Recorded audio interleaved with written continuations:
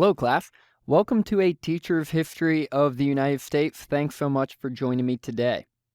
Did you know that early in the 18th century there was a significant decline in religious devotion in the colonies?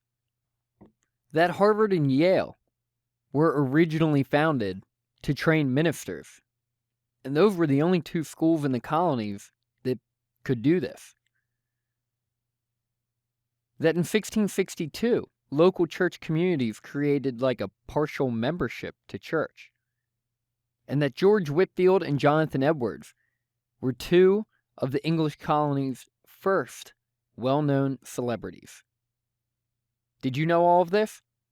Maybe, maybe not.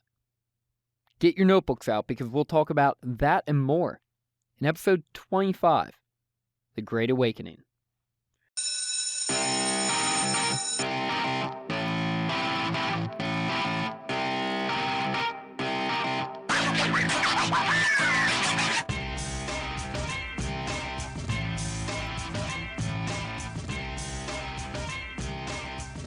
Hello and welcome to class. To catch everyone up, I want to briefly provide context for our lesson today. So last week, in our extra credit episode, Bill and I spoke at length about the John Peter Zenger trial and the establishment of ideas of freedom of speech and, more importantly, freedom of press in the English colonies. We then discussed how these ideas laid a foundation for essential freedoms in the U.S. Constitution.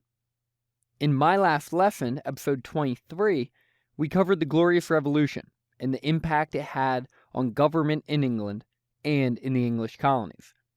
Of course, in addition to that, we spoke about how it also impacted the relationship between the colonies and the crown. We then went into specific details regarding the three major conflicts between the English and the French throughout the late 17th century and first half of the 18th century. As I mentioned last week, we're beginning to ramp up toward an even more broad and impactful conflict between the English and the French in the 1750s. But before we cover the military conflict between these two great nations, we need to discuss the social movements in the colonies that greatly impacted not only how people lived during this time, but also how they began to view themselves and their communities with relation to the English king and to the English Parliament. The Great Awakening, beginning in the 18th century, was a period in European and American history that saw Protestant revival sweeping through the landscape, permanently impacting Protestantism, especially in present-day United States of America.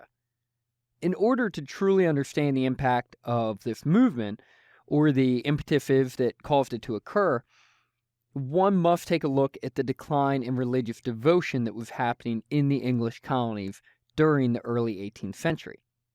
Now, one thing to keep in mind, while we will just be covering the revivals and the impact of the Great Awakening in the colonies, they were also prevalent in numerous European countries, such as France, England, and Germany, to name a few. Undoubtedly, one of the primary factors that led to changing religious devotion in the colonies was the dramatic increase of immigration during this time. We saw Scots-Irish, which were Scottish people who had moved to Ireland prior to emigrating again, and German Protestants that began to flood into the English colonies in the early 18th century, with the population of the colonies doubling every 20 to 25 years. Think about that. Think about how much immigration is coming in for that to happen. As we discussed in previous episodes, many of the Germans emigrated from Germany to Pennsylvania, either settling there permanently or then spreading out further into the interior, creating a dramatic change in the social fabric of the colony, especially in the New England and Middle colonies. Remember, this is where Pennsylvania Dutch comes from. They weren't actually Dutch. They were from Germany, or Deutschland. Although there was a decline in religious devotion, the church at this time was still really important in many of the colonial towns and cities. Usually, the church was not just socially, but also politically influential, with the churches and the meeting houses being common gathering places in the center of town, and usually being the physically largest building in the area. But to really understand why the Great Awakening had such an impact in the colonies, we need to think about the creation and growth of these church communities in the colonies. See, these towns and cities did not have churches that had existed since the 12th or 13th century, like many areas in Europe. And of course, depending on where you are in Europe, there were some churches and faith communities that had been established a lot further back than that. The colonists did not have this. They didn't have families who had ruled the area for hundreds of years, or established social and religious norms that had become seemingly permanent. These colonial communities were very different. They were started from nothing. They had no deep history. They had no deep-rooted social structure. They built their churches, literally and figuratively, and everyone in the community played a role in building the church and creating their identity and their personality of their church. In addition to that, many of these colonists obviously also put their hard-earned money into building the churches and paying the pastor and the ministers. As with anything in life, once you contribute your hard-earned money to it, you have a much greater interest in ensuring that your expectations are met. Therefore, what was happening here was that the pastors were being held accountable to their community directly. In fact, each individual in his mind or her mind would hold the pastor and ministers accountable because they felt like they had the right to demand fair value for their contribution. This will create a dramatic shift in social and religious responsibility and accountability of the church clergy, and will, in effect, cause an increasing number of ministers to speak more fervently and emotionally, knowing that their words and actions appeal to a broader church population, which then will make them personally more popular. With histrionic sermons, ministers began to create a following and in turn also build excitement for the church and the faith. On a side note, have you ever wondered what the difference between a pastor, a minister, and a reverend is? If you already know, well, congratulations, but I get this question all the time when I would teach U.S. history, so I figured I would cover it very quickly here. For the most part, and every congregation is a little different, but for the most part, the pastor is usually the highest ranking minister in the church. The pastor is seen as the man who's leading the flock, so to speak. A minister, on the other hand, is the one who is meeting the needs of the individual and the community, and usually the one who's preaching the message. So, could a pastor in a church also be a minister? Yes. Could every minister be a pastor? Nope, doesn't work that way. Lastly, a reverend refers to anyone who is part of the church clergy. So anyone who is part of the group of men within the church who are ordained to perform official church duties. I hope that clears it up. Anyway, to be a minister at this time, you basically had to earn your degree at one of two colonial schools, either Harvard or Yale. Or you could also earn a degree in Europe. Of course, as the population of the colonies continued to grow, they needed to increase the number of churches and, in turn, the number of ministers. Now, this was a balancing act, as the congregations that already existed in some areas were actually struggling to recruit their local populations to the church community.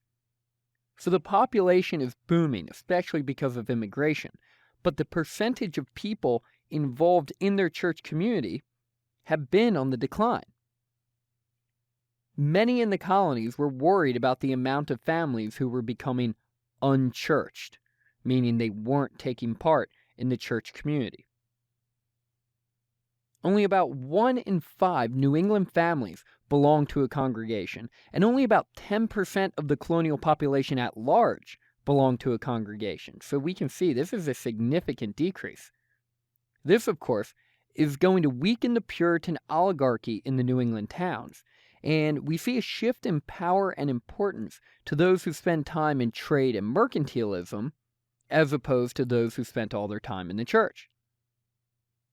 One way the colonists tried to directly address this growing concern was when they passed the Halfway Covenant in 1662.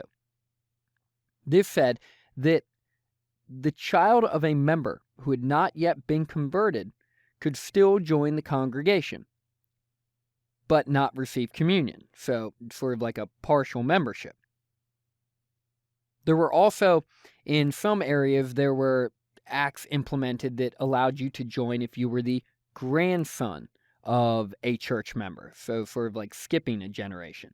Now, these weren't particularly successful, but it does speak to the trouble that some of these New England communities had in maintaining their devoted populations. The Great Awakening, which began in the 1730s and picked up in intensity during the subsequent decade, was very popular, especially among women and the younger sons of a household, like myself.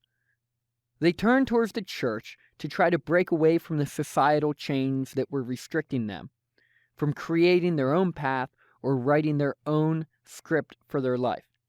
Obviously, women weren't given much responsibility in society, but the church allowed them to create their own sense of responsibility, right, for their own salvation.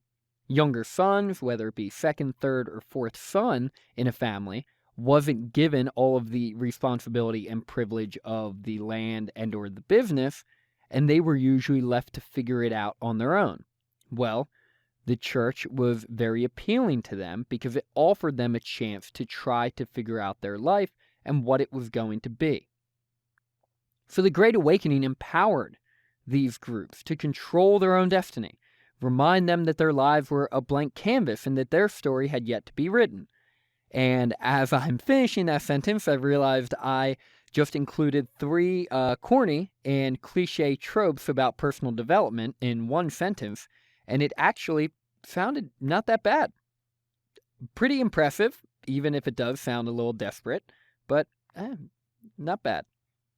Anyways, the power of the Great Awakening laid in its broad appeal, because for commercial farmers and wealthy merchants, the Great Awakening allowed them to practice their faith in a way that conformed to their lifestyle and gave them comfort in their beliefs and how they would be able to, balance their beliefs with their burgeoning commercial enterprises. Because prior to the Great Awakening, the idea of being wealthy and being a businessman and being a faithful servant of God sort of flew in the face of each other.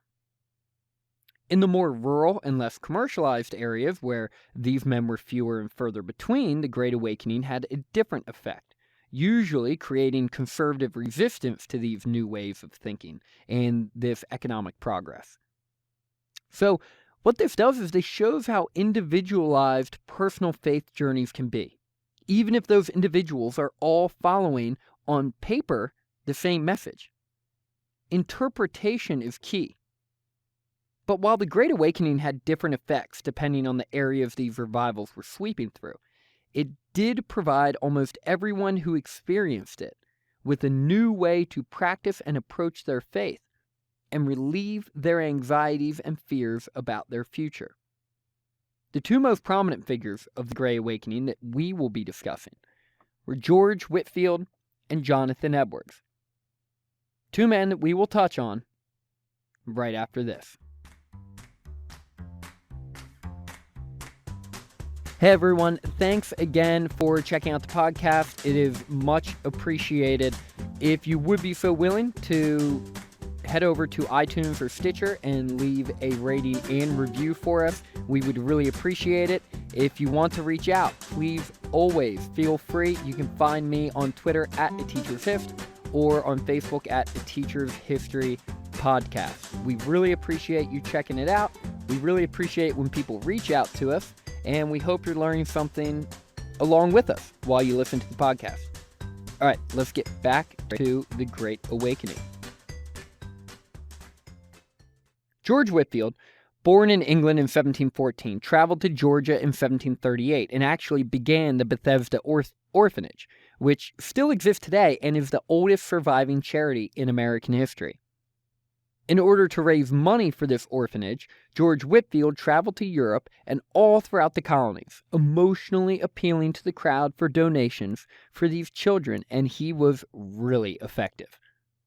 He was short, cross-eyed, and had an incredibly booming voice. Benjamin Franklin said that he walked away from George Whitefield, and he estimated he walked about 500 feet, and he could still hear his voice.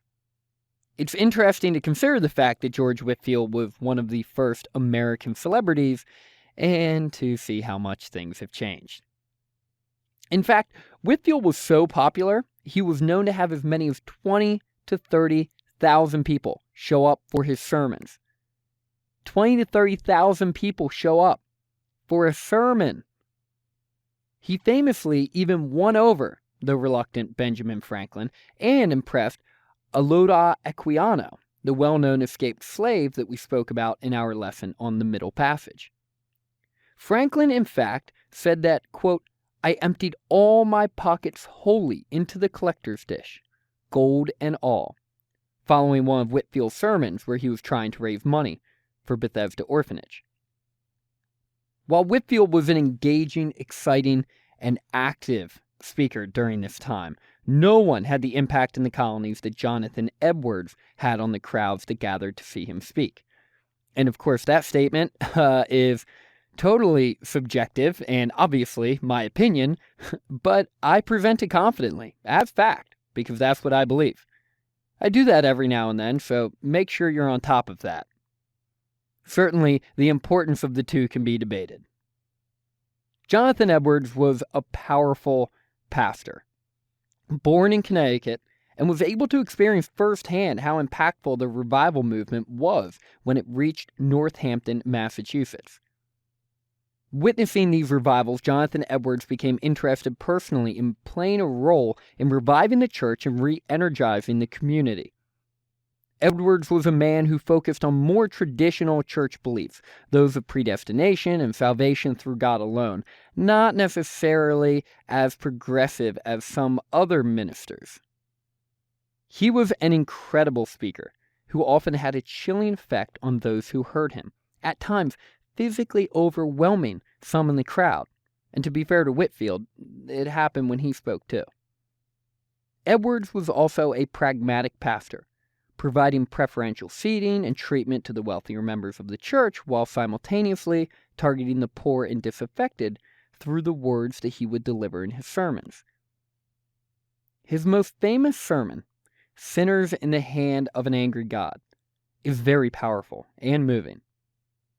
More than anything, though, Edwards proved just how powerful the idea of Jeremiah preaching was.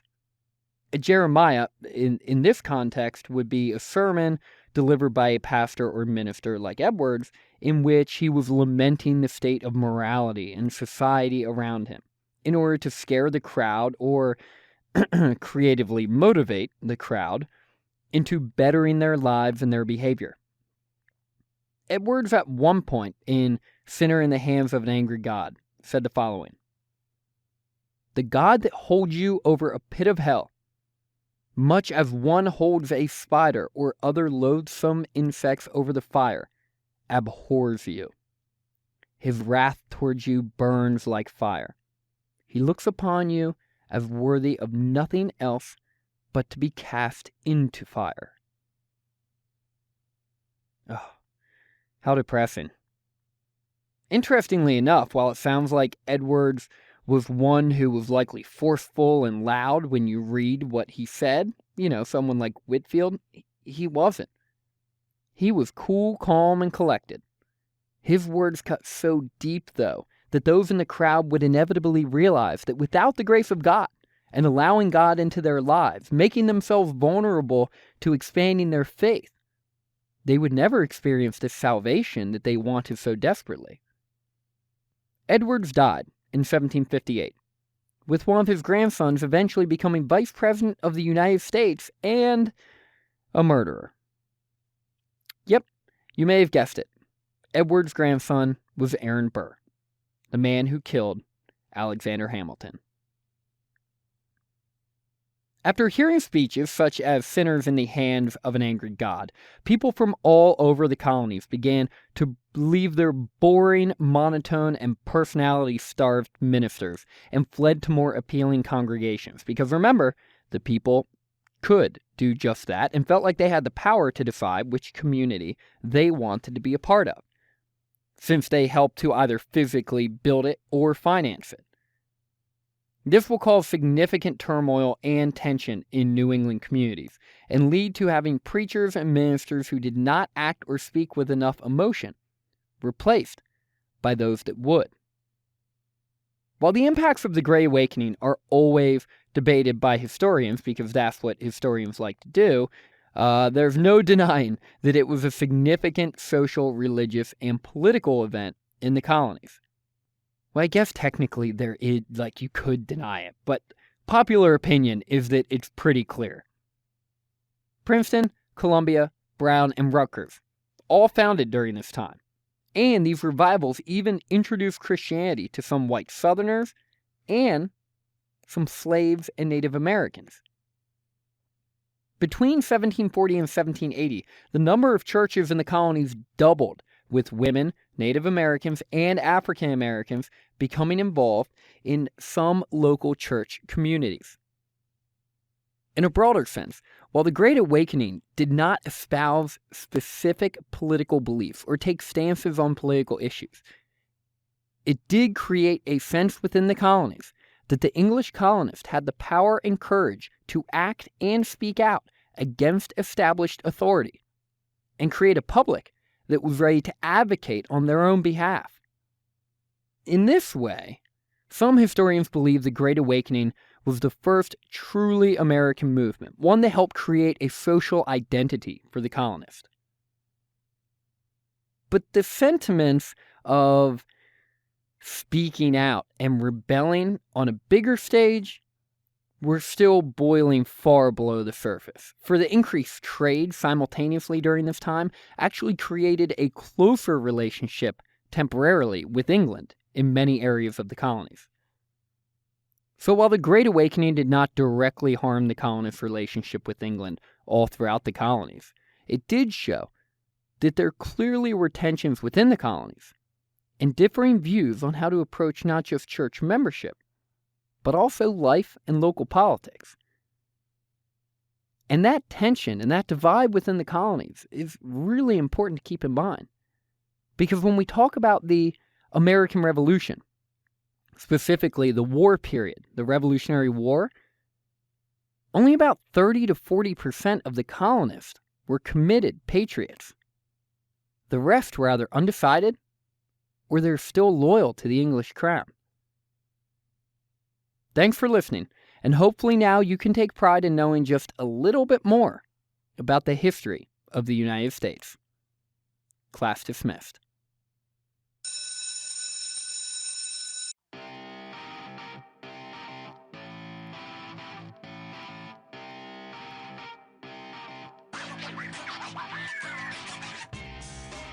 Next week, Bill Gorman and Zach Woods will join me for an extra credit episode on the Enlightenment, in which we'll dive into what the Enlightenment was, what some of the major philosophers during this time, who they were and what they said, and what impact it had on the United States of America and on the writing of the Declaration of Independence and the Constitution. See you then.